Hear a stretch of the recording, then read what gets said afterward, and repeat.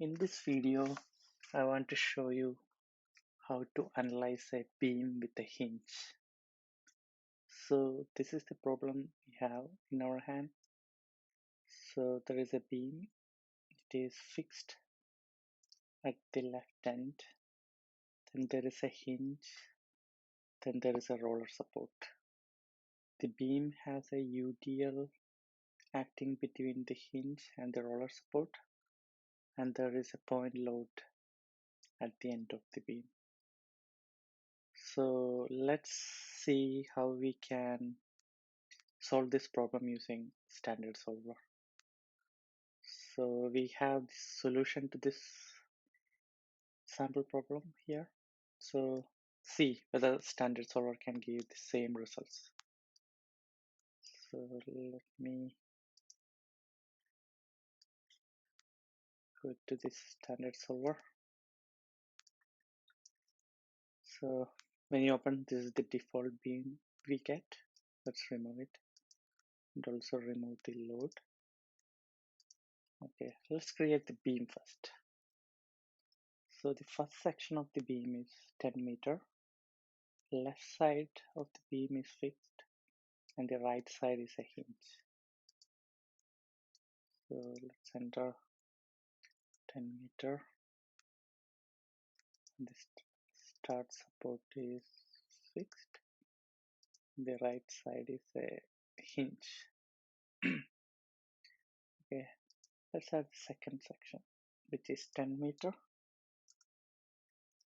So the standard solver automatically takes the end support of the previous beam to be the start support of the next beam. So on the second beam, the start support is hinge, the end support is a roller.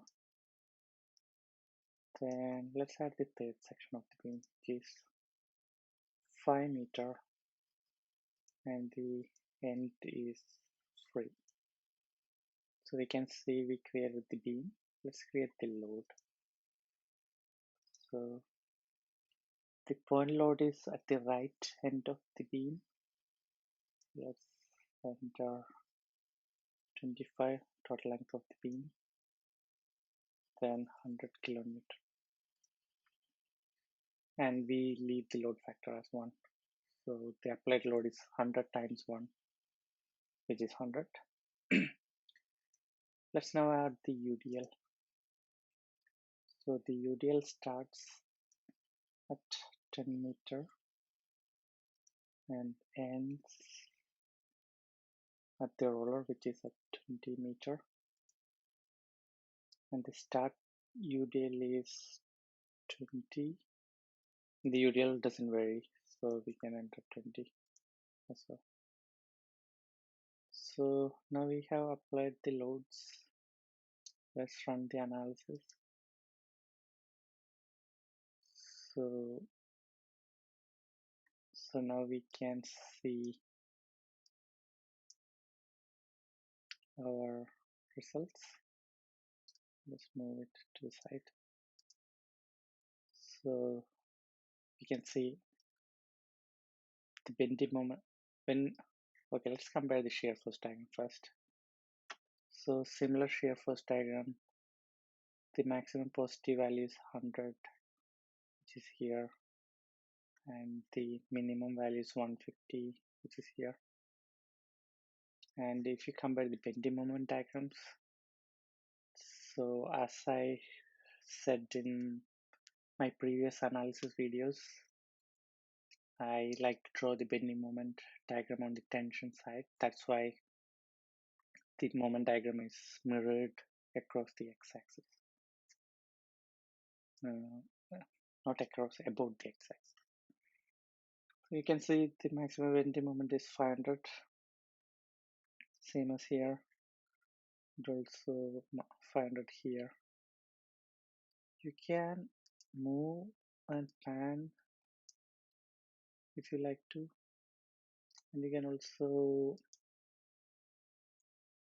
do it in this way, and you can reset the axis by clicking that button. Let's compare the reaction loads. So the reactions are 50 and 500 at this end,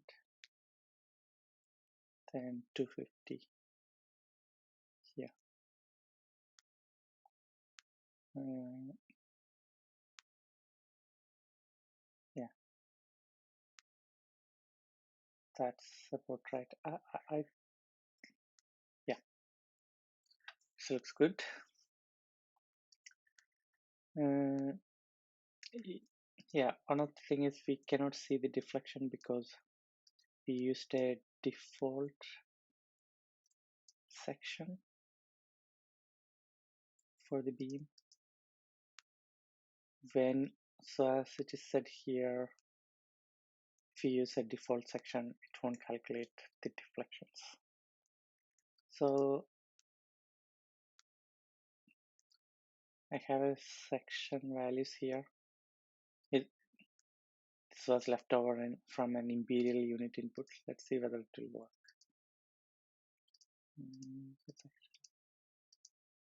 We assign the user section.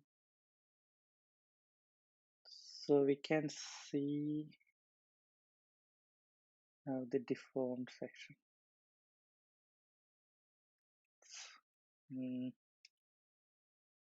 Yeah, the load at this end is quite high.